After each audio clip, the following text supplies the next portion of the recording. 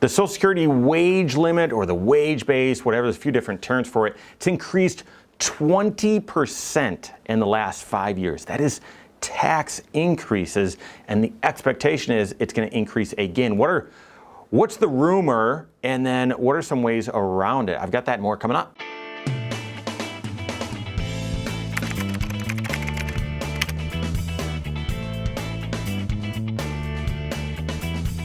My name is Mike Bernard. I'm the host of the Wise Money Show. I'm also one of the certified financial planners right here at Korhorn Financial Group. Make sure you hit that subscribe button, turn on notifications, and smash that thumbs up button. So right now we're, as I'm recording this, approaching fall, into the summer of 2021, and we're all waiting to see what's the cost of living adjustment going to be for those of you on Social Security. Rumor is it's going to be around 5-6% if we're just basing it off of the CPI.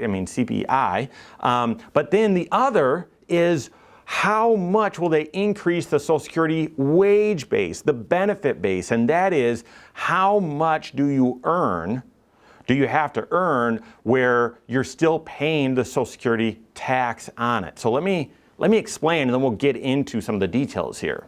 So FICA is that four-letter F word that you try not to say around kids. It's the contribution that you make. It's the taxes that you pay in for Social Security and for Medicare. So it's 7.65. So FICA is 7.65%. You pay that, okay? And of that 7.65, it breaks down to 6.2% goes into paying the Social Security taxes, okay? OASDI is the official acronym. I'm not going to tell you what that is, but 6.2% of your FICA goes to Social Security, and then the 1.45, the remaining amount, goes to paying for Medicare, which, by the way, that's not enough either. But you pay that 7.65%, okay? That's your FICA, but your employer matches that. They don't call it FICA, they call it payroll tax. It's the exact same amount, and the exact same numbers go to those areas. So they've got 6.2 of your payroll going to Social Security as well. So you're 6.2 and the company's 6.2, so you've got 12.4% going to pay into Social Security for every dollar that you make, up to the Social Security benefit base or wage limit. And that is not how much can you make and still draw Social Security. That's a topic for a different video. We've talked about it before. I'm talking about, do you pay that 6.2% of FICA? Do you pay that on all of your income? No, you don't. Number one, you only pay it on earned income, okay, so your wages. And number two, you only pay it up to the benefit base. And the Social Security Administration, the government, announces what that benefit base is each and every year. So take a look at this link here for 2021. You're going to pay Social Security taxes on the first $142,800 that you make, not per person. So if you and your spouse both make $150,000, you're going to pay Social Security taxes each on the first $142,800. Okay, that's up from $137,700 for wages in 2020, and you can see $128,000 2018. Look at that increase from 2016 to 2017, almost a $10,000 increase in the benefit base. And when you look at that from 2016 to 2021, that's a 20% increase. Over the past year, that's a 3.7% increase. That's our largest increase since 2017, one of our largest increases in the past 15 years. And when you look at the past 5 years, that's a 20% increase. Now, what's it going to be for 2022? We don't know yet. Right now, we're still waiting. Sometime October, November, they should release that information. The Social Security Administration, they meet and they vote on that. I'm not sure all the factors that go into it, but you've got to imagine inflation and possibly even the sustainability or solvency of Social Security will be discussed in that discussion. My guess is we're going to see an enormous increase.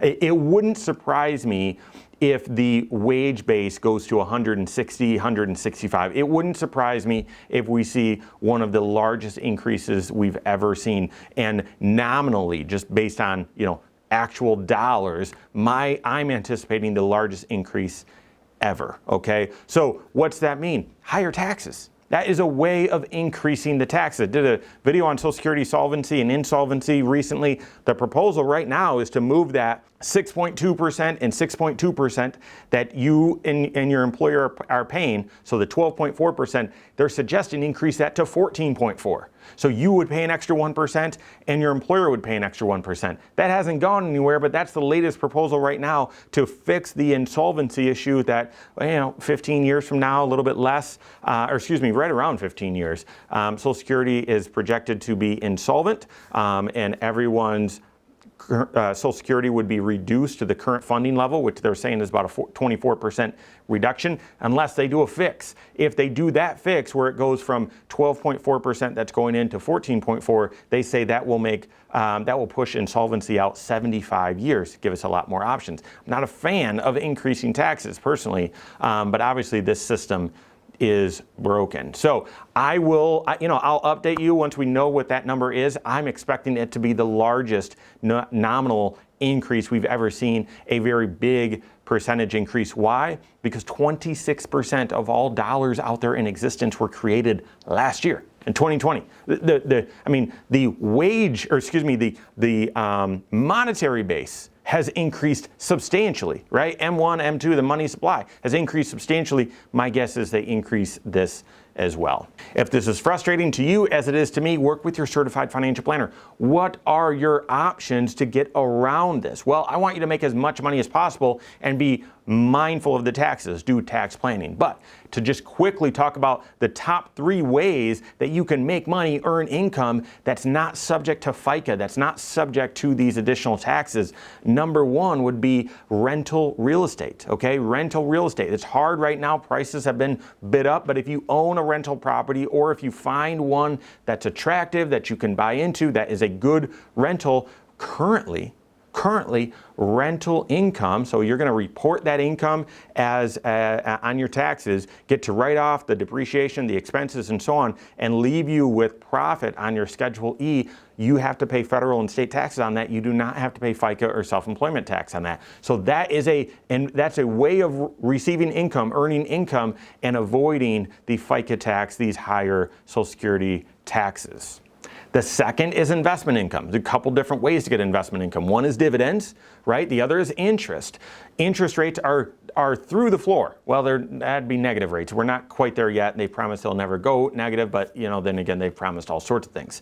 So interest that you're earning is at, historic lows, record lows, but the interest that you earn on your investments or CDs or what have you, you don't pay FICA tax on that. You pay federal tax, could be taxed at capital gains rates, depending on the type of dividend, type of income, right? But so federal tax, state tax, but no FICA tax. So investment income, so dividends or interest from CDs, that sort of stuff. It's not going to be a ton, but you're going to avoid FICA on that. Federal and state tax, yes, but no FICA.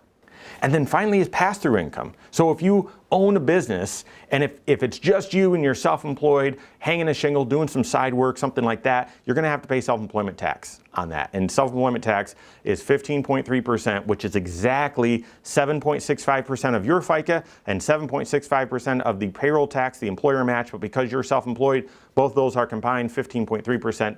That's your self-employment tax. But if you have a business, a small business, and structure it as a pass-through entity, an LLC that's subchapter S, choose to be taxed as a subchapter S, or an S corp, you've got to pay yourself a wage out of that, and therefore you will have some taxes, some payroll taxes, FICA taxes on that. But any profits, you're currently under current legislation, there's no FICA tax, payroll tax, there's no self-employment tax on that. So those are 3 ways if you're trying to come up with other income streams that, aren't fully sheltered from tax, but other income streams to help with managing FICA taxes and the potential increases on Social Security taxes. Check out those options. Are they a good fit for you? In what magnitude? Work with your certified financial planner on that. If you don't have a CFP on your team, you can find one on my team. Find us online, Korhorn.com. That's Korhorn with a K. WiseMoneyShow.com. You can find us there as well, or give us a call, 574-247-5898. All right, there you have it. Go out and take your next wise step in your financial life.